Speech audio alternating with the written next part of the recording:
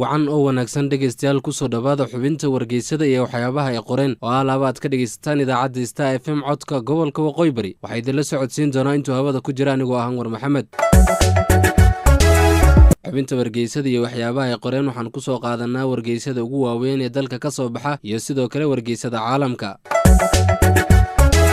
وهاوينما أحد أي سي بحيث سنين أي سوق ليسو تاريخدون أي كوبيغان تاي لحي تبانكا بيشا ساقالات سنة كالبادو كون سيديدي تبانكا قد بدأتكم مقل دونتان حبينتا ورقيسيدا وحاكميدا عايشة جمعة أو تحدر كم وجنيسة وين بايا أو إسنا لولان أغوج رقب شدا قفناها اسمامو الككليفي آمينة محمد أو شيكتين أن لديوان قليلين اسكولا عصب gabanaha ismaamulka Nairobi oo amar ku bixiyay in dib u habeyn lagu sameeyo dhul weyn oo ku yaala deegaanka Kamakunji. shirkad laga leeyahay wadanka Mareykanka oo magdhow siisay shaqaale ay Soomaali ku jiraan iyo iPhone cusub oo aad ugu weyn dumarka inay gacmaha ku qabtaan. aanu ku bilownay wargeyska Daily Nation dagaalka loogu jiro loolanka qabashada xilka gabananimo ee ismaamulada gobolka xeebta dalka sida Kwale, Kilifi iyo Mombasa ayaa cirki isku shareertay 4 sano ka hor doorashada guud ee 2022. gudoomiyaha ismaamulka Kilifi Amason Kingi, dhigiisa Mombasa Ali Hassan Joho iyo gabanaha ismaamulka Kwale Salim Mvurya ayaa xilka haya markoodii labaad iyo markoodii ugu dambeysay. Mr. Joho iyo Mr. Kingi ayaa labaduba isha ku haya hoggaanka ugu sare ee dalka waa madaxweynenimada halka Mr. Mvurya lagu riixayo inuu ku xigeen u noqdo madaxweyne ku xigeenka dalka William Ruto oo isagu loolan ugu jira qabashada hoggaanka dalka. saddexda ismaamul kale ee Tana River, Taita Taveta iyo Lamu aysan ka jirin buuq siyaasadeed iyadoo Gavanedado, Granton Samboja iyo Fahim Tuaha ay isha ku hayaan sidii ay ku ceshan lahaayeen kursigooda. doorashadii 2017 Mr. Samboja ayaa isagu ka adkaaday Mr. John Mrutu. Mr. Tuaha ayaa isagu ka guuleystay Isa Timami halka Mr. Dado uu isna ka badiyay Hussein Dado. loolanka lagu bedeli lahaa Mr. Mvurya, Mr. Kingi iyo Mr. Joho ayaa u muuqda mid qarax ah. ismaamulka Kilifi loolanka loogu jiro qabashada xilka gabananimo ayaa u dhaxayn doona xildhibaanka deegaanka waqooyiga Kilifi Owen Baya iyo xildhibaanada Malindi Aisha Juma oo labaduba aad ugu dhow gudoomiyaha Kilifi Amason Kingi iyo madaxweyne ku xigeenka dalka William Samoei Ruto. shacabka ismaamulka Kilifi ayaa sheegay in qofka ugu habboon ee bedelka u noqon kara Amason Kingi uu yahay Mr. Baya. hase ahaatee hadalka ka soo yeeray shacabka ma aysan niyad jabelin Mrs. Juma waxayna ugu baaqday Mr. Baya inuu u diyaar garoobo loolanka dhexmari doona isaga iyo iyada ee doorashada 2022. Mr. Baya ayaa ku dhawaaqay inuusan difaacani doonin kursigiisa xildhibaannimo ee waqooyiga Kilifi. Mr. Baya, Mrs. Juma iyo xildhibaane kale oo ka soo jeeda gobolka xeebta dalka ayaa si aadaha ugu dhawaa hogaamiyaha xisbiga ODM Raila Odinga ka hor inta aysan saaxiib dhow la noqonin madaxweyne ku xigeenka dalka William Ruto. waxa uu sheegay in isaga iyo hogaamiyaha mucaaradka Raila Odinga aysan ahayn cadow balse ay ku kala aragti duwan yihiin siyaasadda. Aisha Juma ayaa taageero u muujisay William Ruto iyadoo sheegtay inaysan ka walwalsanayn go'aanka ay qaadatay. dadka falanqeeya siyaasadda ayaa sheegeen inaysan ahayn wax fudud in Mr. Baya uu ka adkaado Aisha Juma. ka hor inta aysan taageerin William Ruto, Mrs. Juma ayaa ka mid ahayd taageerayaasha ugu weyn Raila Odinga ee gobolka xeebta dalka. wararka ismaamulka Mombasa ayaa sheegayaan in Mr. Joho uu xusul duubayo in xilkaasi uu kala wareego afhayeenka aqalka hoose ee Mombasa Arub Ibrahim Katari. Mr. Katari ayaa ah nin aad ugu dhow gabanaha Mombasa Ali Hassan Joho. gabanaha ismaamulka Kwale Salim Mvurya ayaa isaga u ololeynaya ku xigeenadiisa Fatuma Achani inay xilkaasi kala wareegto. xubinta wargeysada ayaan ku guda jirnaa dhegeystayaal haddii intaasaan kaga gudbo wargeyska Daily Nation haatana aan u gudbo wargeyska The Standard. wasaaradda waxbarashada dalka Amina Maxamed ayaa sheegtay in aan la diiwaan gelin doonin dugsiyo cusub ilaa inta macallimiin kale laga shaqaalaysiinayo. talaabadan ayay ku micnaysay inay yareynayso baahida macallin yarida ee ka jirta guud ahaan dalka. waqti xaadirkan guud ahaan dalka waxaa ka diiwaan gashan 30,000 oo dugsi oo ah kuwa dowladda. 23,000 oo ka mid ah 30 dugsi ayaa ah kuwa hoose dhexe ee loo yaqaano primary. dhammaan xarumaha waxbarasho ayaa baryaal u astaa 312,060 oo uu shaqaalaysiiyey guddiga adeega macallimiinta ee TSC.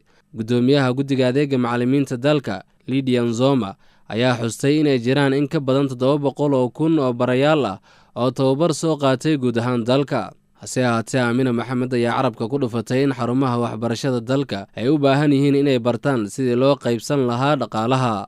sidoo kale waxay intaa ku dartay in xukuumadda dalka ay dadaal badan gelisay barashada macalinimada, waana sababta ay dowladda ugu qoondaysay 25% dhaqaalaha dalka. waxay sheegtay in dowladda ay mar walba dhaqaale badan u qoondayso waxbarashada dalka, taasoo sahashay in la shaqaalaysiiyo 30,000 oo barayaal ah 5 sane ee lasoo dhaafay. xilligii ay shirayeen maamulayaasha dugsiyada hoose dhexe ee dalka bishii February ayaa madaxa guddiga adeega macallimiinta dalka TSC Nancy Macharia sheegtay in dugsiyada hoose dhexe ay ka jirto macallimiin yari gaaraya 40,792 halka dugsiyada sare ay yihiin 63,849. waxay xilligaas dowladda weydiisatay 16 bilyan oo shilinka dalka si guddiga uu u shaqaalaysiiyo 68,000 oo barayaal ah. waxay sheegtay inay sii korortay baahida loo qabo macallimiinta kadib markii dowladda ay ogolaansho siisay iskuulo cusub oo dugsiyada hoose dhexe iyo kuwa sareba ah. Mrs. Macharia ayaa sheegtay in xaaladda dhaqaale ee macallimiinta ay tahay mid lagu bedelayo hirgelinta heshiisyada meelmarinta CBA ee sanadka 2017 ilaa 2021. Lydia Nzoma ayaa iyaduna sheegtay in CBA ay gacan ka geystay sidii loo hubin lahaa arrimaha ay tabanayaan macallimiinta in lagu xaliyo qaab wada hadal ah iyadoo aan la aadin gadood shaqo. wali Star FM codka gobolka Waqooyi Bari aad naga dhageysanaysaan dhageystayaal, waxaanu ku guda jirnaa xubinta wargeysada iyo waxyaabaha ay qoreen. waxaan soo akhrinay wargeyska Daily Nation iyo sidoo kale wargeyska The Standard. haatanna haddii aan soo qabto wargeyska The Star, gafanaha ismaamulka Nairobi Mike Mbuvi Sonko ayaa sheegay in la cusboonaysiin doono aagga taariikhiga ah ee deegaanka Kamakunji. Sonko ayaa shalay sheegay in asaaska loo siin doono wajiyo weyn si ay u suurtagasho ka qayb qaadashada ciyaaraha. hadalkan ayuu jeeday xilli uu ka qayb galay maalinka nadiifinta Nairobi oo bishiiba mar la qabto. Sonko ayaa u sheegay xokayaha ismaamulka Nairobi Peter Kariuki, xokayaha maaliyadda ee Nairobi Alan Ingabi iyo xokayaha deegaanka Larry Wambua inay xaqiijiyaan sidii loo hubin lahaa lacagaha loo qoondeeyay dib u hagaajinta. waxaa gabanaha Nairobi Mike Sonko hadalladiisa ka mid ah xilliga uu ku sugnaa aaggaasi: waxaan doonayaa in dib loo cusboonaysiiyo sababtoo ah si Kamakunji loogu daro madadaalada. tani waa in la sameeyaa si loo siiyo dhalinyarada deegaanka fursad ay ku ogaan karaan awooddooda. marka aan sugno dib u cusboonaysiinta goobta taariikhiga ah ee Kamakunji waxay martigelisay dibadbixii Sabasaba ee 90-meeyadii hore, kaas oo soo gabagabeeyey xukunka isla xisaabtanka ee ku talaabsaday xilliga cusub ee dimuqraadiyadda. sidoo kale gudoomiyaha Nairobi Mike Sonko ayaa amar ku bixiyey in la burburiyo gidaar ku yeela suuqa Burma, kaas oo la sheegay inuu saameeyey dhismo gaar ah. waxa uu sheegay in 3 bilood ee lasoo dhaafay ay ololaha nadiifinta Nairobi ee bilaha ah ka wadeen ward kasta oo ka tirsan ismaamulka Nairobi. waxa uu intaa ku daray in dowladdiisa ay dadaal dheeri ah ku bixinayso qaab kasta oo lagu nadiifin karo caasimadda dalka ee Nairobi. Sonko ayaa xusay in shacab badan ay bil kasta ku soo biiraan barnaamijka nadiifinta ee ismaamulka Nairobi si ay u nadiifiyaan deegaanadooda. gafanaha ayaa ka qayb qaatay ololaha nadiifinta Mihango, suuqa Mudhurwa iyo kan Kamakunji ka hor inta uusan khudbadiisa ka jeedinin garoonka taariikhiga ah. haatana dhegeystayaal, wargeysada caalamka. mid ka mid ah shirkadaha hilibka ee ugu weyn dalka Mareykanka ayaa ogolaatay heshiis dhexdhexaadin ah oo ku kacaya lacag ka badan $1 milyan oo dollarka Mareykanka ah oo magdhow ah. lacagtan ayaa la siinayaa shaqaale muslimiin ah oo Soomaali u badan, kuwaasoo dacwad ku soo ogay shirkadaasi. shaqaalahan ayaa ka cawday in shirkadu ay u diiday inay salaada tukadaan, taasoo keentay in shaqaalahaasi oo u badan Soomaali ay ka tagaan shaqada. guddiga dalka Mareykanka u qaabilsan sinaanta fursadaha shaqada ayaa ku dhawaaqay heshiiskan oo ku soo beegmaya iyadoo dacwaddan ay soo jiitamayso muddo dhowr sano ah. dacwaddan ayaa u dhexaysay shirkadda hilibka ee Cargill iyo shaqaale muslimiin ah oo tiradooda lagu sheegay 183 qof. dhanka kale, madaxweynaha waddanka Mareykanka Donald J. Trump ayaa amar ku bixiyay in canshuuro dheeraad ah lagu soo rogo alaabaha uu waddanka Shiinaha u dhoofiyo Mareykanka, sida warbaahinta gudaha ay sheegtay. canshuurtan ayaa la filayaa in ay gaarto 200 bilyan, kuwaas oo la saari doono badeecadaha dalka Shiinaha uu u iibgeeyo waddanka Mareykanka, waxaana ka mid ah qalabka elektarooniga iyo alaabo kale. Trump ayaa shaqaalaha waaxda ganacsiga ku amray inay diyaariyaan taariifooyin cusub oo xagaagan lagu soo rogo dalka Shiinaha, taasoo xiisadda ganacsi ee u dhexaysa Washington iyo Beijing si xumeyn karta.